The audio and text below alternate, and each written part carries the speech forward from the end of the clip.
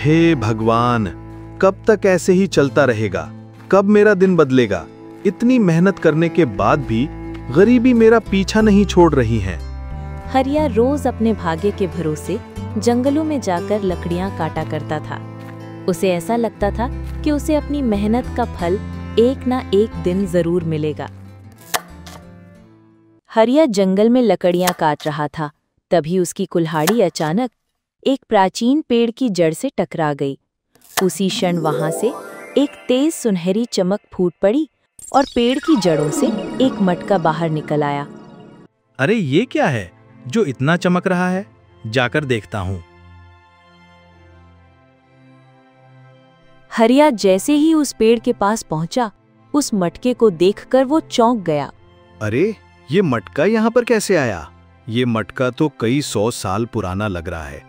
मैं एक काम करता हूँ, इस मटके को मैं अपने साथ घर पे ले जाता हूँ और इसे कल बाजार में बेच दूंगा, जिससे कुछ पैसे आ जाएंगे।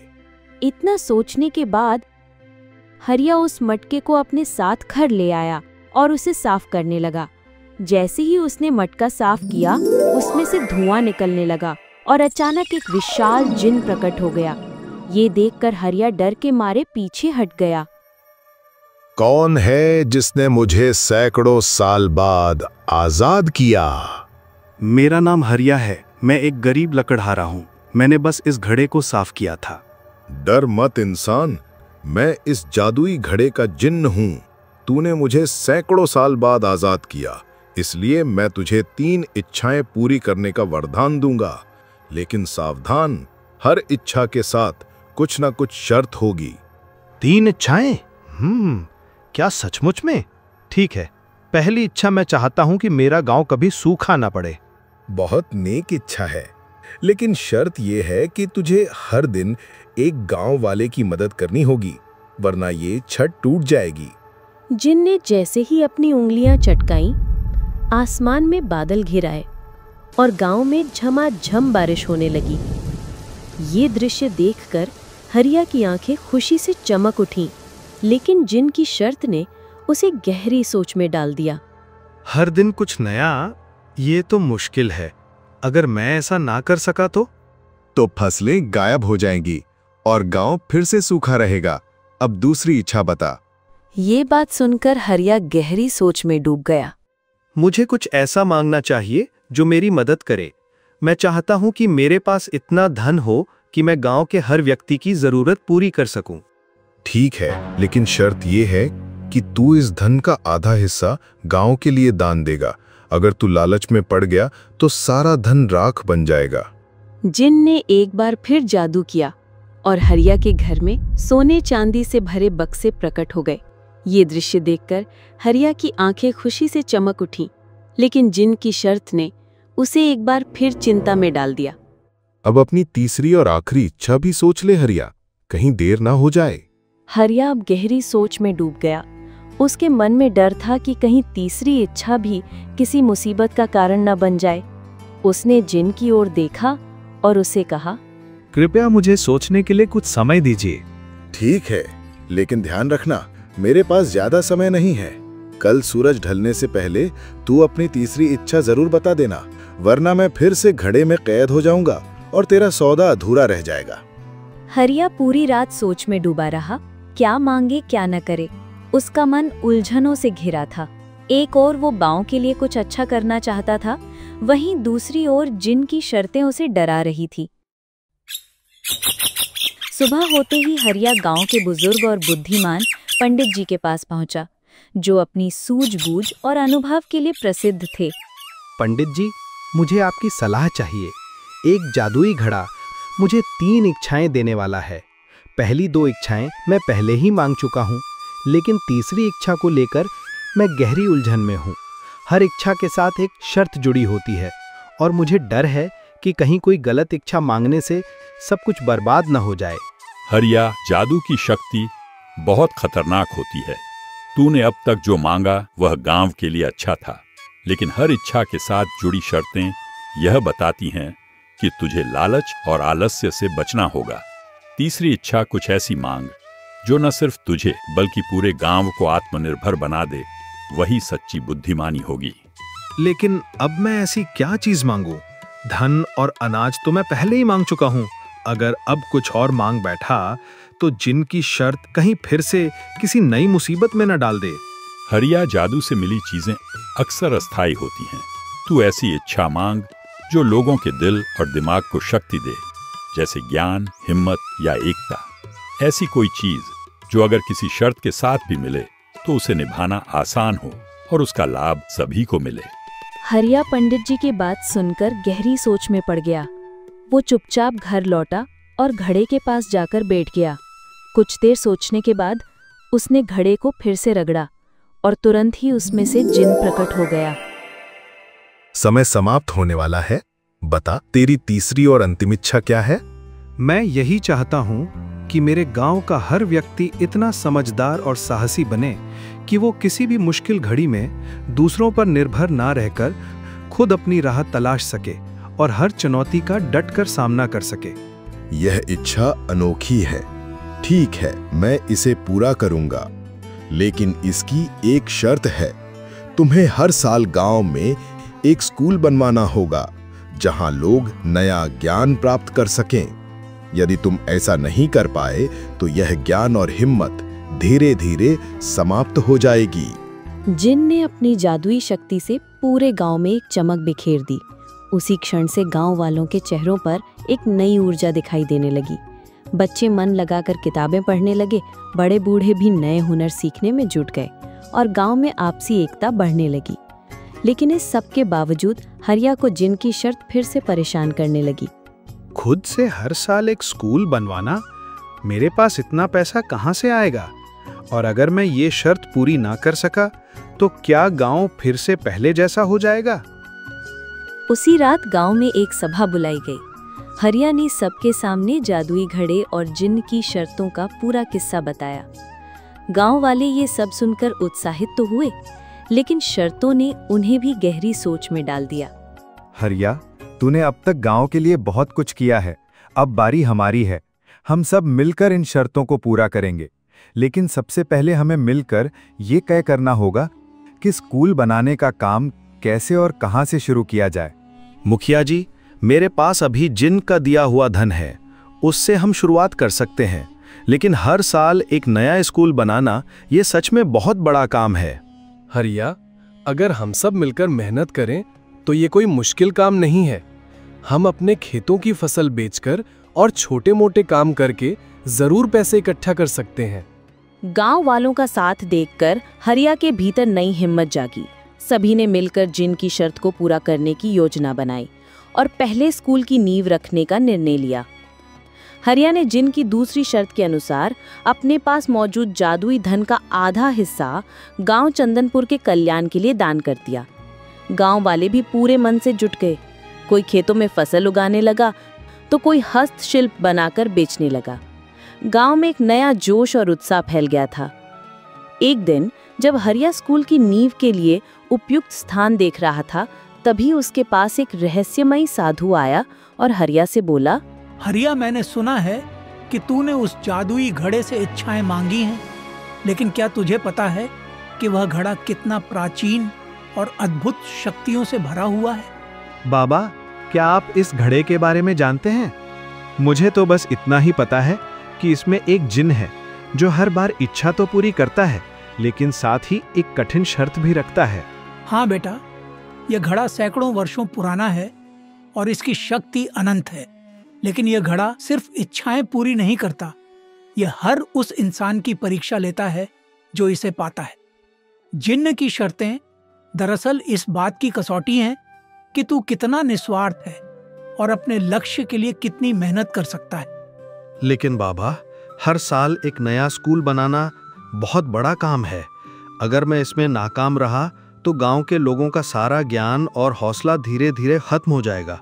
हरिया, जिन्न की शर्तें बाहर से मुश्किल जरूर लगती हैं, लेकिन असल में वे तुम्हें और पूरे गांव को एक नई राह दिखाने का जरिया है। स्कूल सिर्फ एक इमारत नहीं, बल्कि ज्ञान का मंदिर होता है। अगर तुम सब मिलकर छोटे छोटे कदम उठाओगे तो यह बड़ा काम भी आसान बन जाएगा। हरिया को साधु की बातों से हिम्मत मिली। उसने तुरंत गांव वालों को उनकी सलाह बताई। सब ने मिलकर तय किया कि वे पहले एक छोटा सा स्कूल बनाएंगे जहां बच्चे ही नहीं बड़े भी पढ़ सकें, और पूरे गांव में खुशी की लहर दौड़ गई। हरिया ने गर्व और उम्मीद से घड़ा रगड़ा ताकि जिन को बता सके कि उन्होंने पहली शर्त की शुरुआत कर दी है। हरिया, मैं देख रहा हूं कि तूने मेरी शर्त को गंभीरता से लिया है। स्कूल की नींव रखना एक सराहनीय शुरुआत है, लेकिन याद रख, ये तो सिर्फ पहला कदम है। हर साल एक नया स्कूल बनाना और बाकी शर्तों को पूरा करना भी जरूरी होगा। जिन, मैं पूरी कोशिश कर रहा हूं, लेकिन ये रास्ता इतना आसान नहीं है। गांव वाले मेरे साथ खड़े हैं, पर कहीं हम थक न जाएं, इस बात का डर मुझे हर पल सताता है। हरिया, जादू की शक्ति तभी काम आती है जब उसके साथ मेहनत और एकता हो। अगर तुम सब मिलकर एकजुट रहोगे तो कोई भी शर्त तुम्हें रोक नहीं पाएगी, लेकिन अगर तुम पर कभी लालच या आलस्य हावी हो गया तो सब कुछ गंवाने का खतरा रहेगा। हरिया ने जिन की बात को दिल से स्वीकार किया और गांव वालों को और भी प्रेरित करने लगा। लेकिन तभी एक नई मुश्किल आ खड़ी हुई। पड़ोस गांव के कुछ लोग जो हरिया के गांव की तरक्की से जलने लगे थे, स्कूल के निर्माण में अड़चने डालने लगे।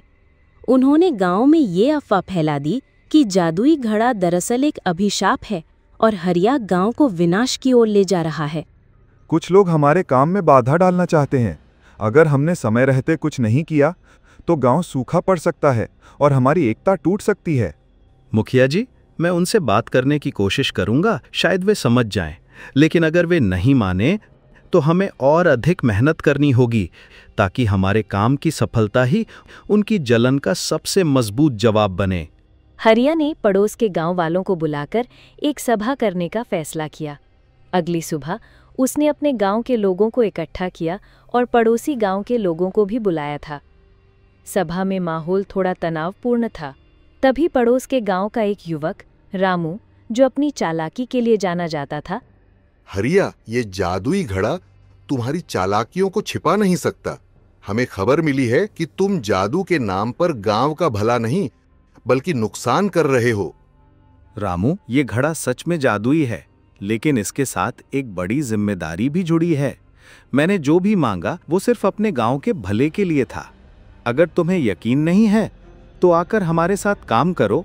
हमारा स्कूल तुम्हारे बच्चों के लिए भी हमेशा खुला रहेगा। हरिया सच कह रहा है।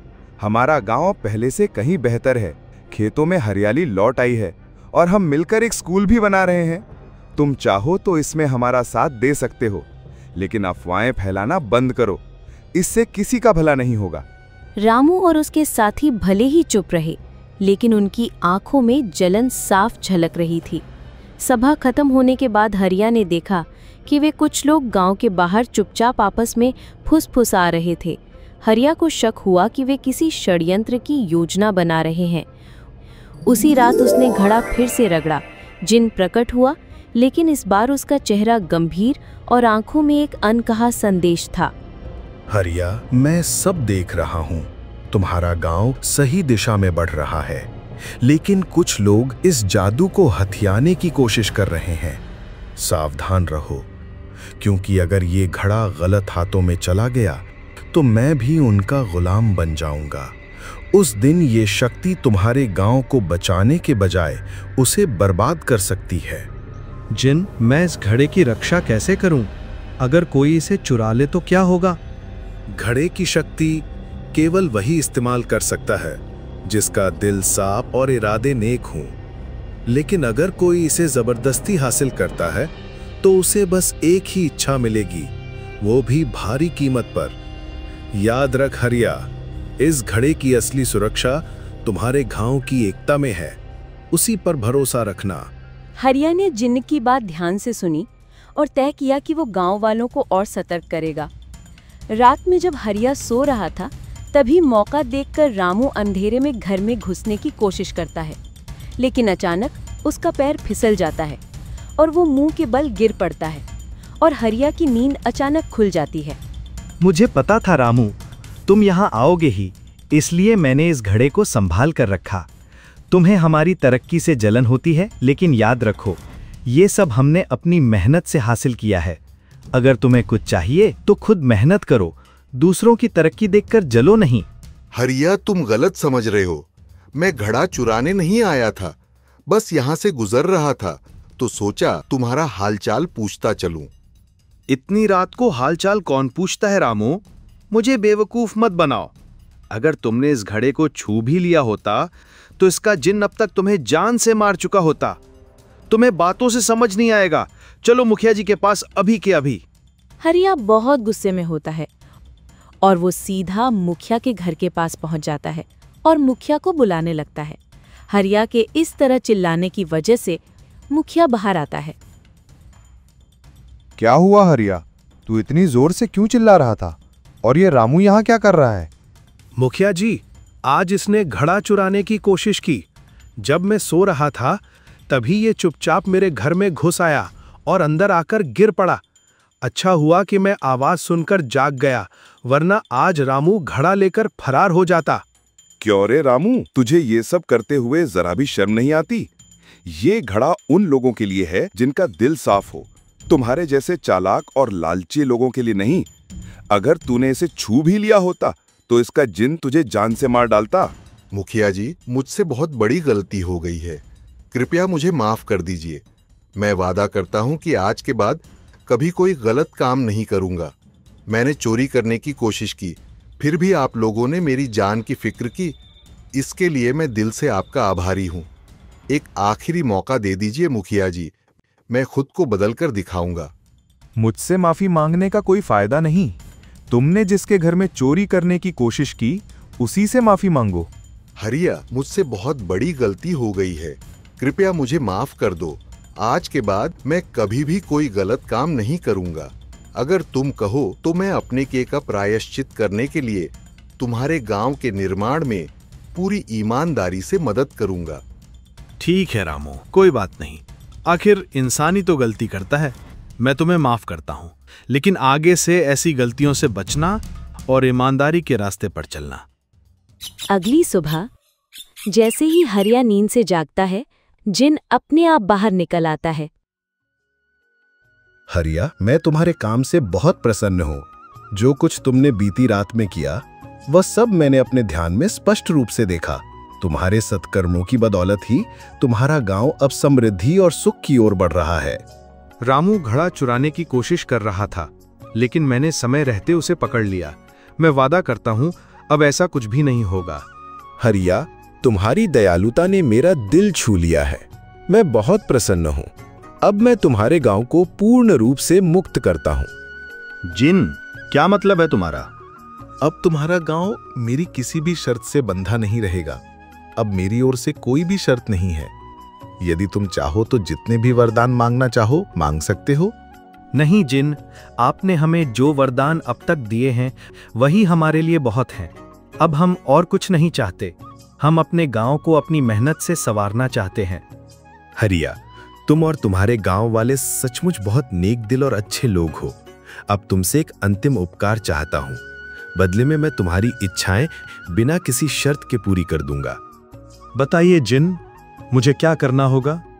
इस घड़े को फोड़ दो और मुझे मुक्त कर दो। वर्षों पहले एक साधु ने कहा था, जब तक मुझे कोई सच्चा और नेक इंसान नहीं मिलेगा तब तक मैं इस घड़े में कैद रहूंगा। आज वो दिन आ गया है। कृपया करके हरिया इस मटके को फोड़ दो। जैसे ही जिन ये शब्द कहता है, हरिया बिना देर किए घड़े को जमीन पर पटक कर तोड़ देता है। घड़ा टूटते ही जिन आजाद हो जाता है। दोस्तों, कहानी अच्छी लगी तो लाइक जरूर करें और ऐसी ही मजेदार कहानियों के लिए यूट्यूब चैनल को सब्सक्राइब करना बिल्कुल ना भूलें। तो मिलते हैं एक और अनोखी कहानी में। तब तक स्वस्थ रहें, मुस्कुराते रहें।